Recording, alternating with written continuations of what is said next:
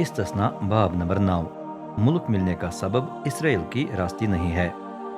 سن اے اسرائیل، آج تو دریا یردن کو پار کرنے والا ہے۔ دوسری طرف تو ایسی قوموں کو بھگا دے گا جو تجھ سے بڑی اور طاقتور ہیں، اور جن کے شاندار شہروں کی فصیلیں آسمان سے باتیں کرتی ہیں۔ وہاں انا کی بستے ہیں جو طاقتور اور دراز قد ہیں۔ تو خود جانتا ہے کہ ان کے بارے میں کہا جاتا ہے، کون انائیوں کا سامنا کر سکتا ہے؟ لیکن آج جان لے کہ رب تیرا خدا تیرے آگے آگے چلتے ہوئے انہیں بسم کر دینے والی آگ کی طرح ہلاک کرے گا۔ وہ تیرے آگے آگے ان پر قابو پائے گا، اور تو انہیں نکال کر جلد ہی مٹا دے گا، جس طرح رب نے وعدہ کیا ہے۔ جب رب تیرا خدا انہیں تیرے سامنے سے نکال دے گا تو یہ نہ کہنا میں راست باز ہوں، اسی لیے رب مجھے لائق سمجھ کر یہاں لایا اور یہ ملک میراث میں دے دیا ہے۔ یہ بات ہرگز درست نہیں ہے۔ رب ان قوموں کو ان کی غلط حرکتوں کی وجہ سے تیرے سامنے سے نکال دے گا۔ تو اپنی راست بازی اور دیانتداری کی بنا پر اس ملک پر قبضہ نہیں کرے گا، بلکہ رب انہیں ان کی شریر حرکتوں کے باعث تیرے سامنے سے نکال دے گا۔ دوسری جو وعدہ اس نے تیرے باپ دادا ابراہیم، اسحاق اور یعقوب کے ساتھ قسم کھا کر کیا تھا، اسے پورا ہونا ہے۔ چنانچہ جان لے کہ رب تیرا خدا تجھے تیری راستی کے باعث یہ اچھا ملک نہیں دے رہا۔ حقیقت تو یہ ہے کہ تو ہٹ درم قوم ہے۔ سونے کا بچڑا۔ یاد رکھ اور کبھی نہ بھول کہ تو نے ریگستان میں رب اپنے خدا کو کس طرح ناراض کیا۔ مصر سے نکلتے وقت سے لے کر یہاں پہنچنے تک تم رب سے سرکش رہے ہو۔ خاص کر حورب یعنی سینا کے دامن میں تم نے رب کو اتنا غصہ دلایا کہ وہ تمہیں ہلاک کرنے کو تھا۔ اس وقت میں پہاڑ پر چڑھ گیا تھا تاکہ پتھر کی تختیاں یعنی اس عہد کی تختیاں مل جائیں جو رب نے تمہارے ساتھ باندھا تھا۔ کچھ کھائے پیے بغیر میں 40 دن اور 40 رات وہاں رہا۔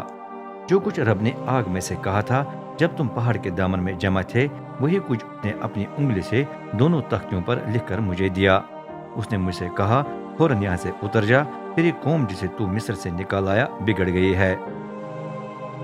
وہ کتنی جلد سے میرے احکام سے ہٹ گئے ہیں۔ انہوں نے اپنے لیے بت ڈھال لیا ہے۔ میں نے جان لیا ہے کہ یہ قوم کتنی ضدی ہے۔ اب مجھے چھوڑ دے تاکہ میں انہیں تباہ کر کے ان کا نام و نشان دنیا میں سے مٹا ڈالوں۔ ان کی جگہ میں تجھ سے ایک قوم بنا لوں گا جو ان سے بڑی اور طاقتور ہوگی۔ میں مڑ کر پہاڑ سے اترا جو اب تک بھڑک رہا تھا۔ میرے ہاتھوں میں عہد کی دونوں تختیاں تھیں۔ تمہیں دیکھتے ہی مجھے معلوم ہوا کہ تم نے رب اپنے خدا کا گناہ کیا ہے۔ تم نے اپنے لیے بچڑے کا بت ڈھال لیا تھا۔ تم کتنی جلد سے رب کی مقررہ راہ سے ہٹ گئے تھے۔ تب میں نے تمہارے دیکھتے دیکھتے دونوں تختیوں کو زمین پر ٹپک کر ٹکڑے ٹکڑے کر دیا۔ ایک اور بار میں رب کے سامنے منہ کے بل گرا۔ میں نے نہ کچھ کھایا نہ کچھ پیا۔ 40 دن اور 40 رات میں تمہارے تمام گناہوں کے باعث اسی حالت میں رہا، کیونکہ جو کچھ تم نے کیا تھا وہ رب کو نہایت برا لگا، اس لیے وہ غضبناک ہو گیا تھا۔ وہ تم سے اتنا ناراض تھا کہ میں بہت ڈر گیا۔ یوں لگ رہا تھا کہ وہ تمہیں ہلاک کر دے گا، لیکن اس بار بھی اس نے میری سن لی۔ میں نے ہارون کے لیے بھی دعا کی، کیونکہ رب اس سے بھی نہایت ناراض تھا اور اسے ہلاک کر دینا چاہتا تھا۔ جو بچڑا تم نے گناہ کر کے بنایا تھا اسے میں نے جلا دیا، پھر جو کچھ باقی رہ گیا اسے کچل دیا اور پیس پیس کر چورا بنا دیا۔ یہ چورا میں نے اس چشمے میں پھینک دیا جو پہاڑ پر سے بہہ رہا تھا۔ تم نے رب کو تب ایرا، مسا اور کبروت ہتاوا میں بھی غصہ دلایا۔ قادس برنیا میں بھی ایسا ہی ہوا۔ وہاں سے رب نے تمہیں بھیج کر کہا تھا، جاؤ اس ملک پر قبضہ کرو جو میں نے تمہیں دے دیا ہے، لیکن تم نے سرکش ہو کر رب اپنے خدا کے حکم کی خلاف ورزی کی۔ تم نے اس پر اعتماد نہ کیا نہ اس کی سنی۔ جب سے میں تمہیں جانتا ہوں تمہارا رب کے ساتھ رویہ باغیانہ ہی رہا ہے۔ میں 40 دن اور 40 رات رب کے سامنے زمین پر منہ کے بل رہا، کیونکہ رب نے کہا تھا کہ وہ تمہیں ہلاک کر دے گا۔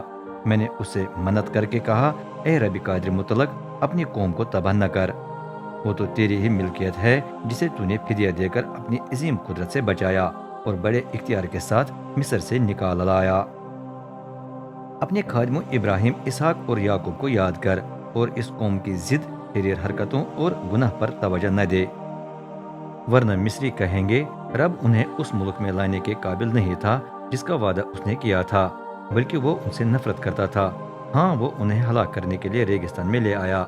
وہ تو تیری قوم ہے، تیری ملکیت، جسے تو اپنی عظیم قدرت اور اختیار سے مصر سے نکال آیا۔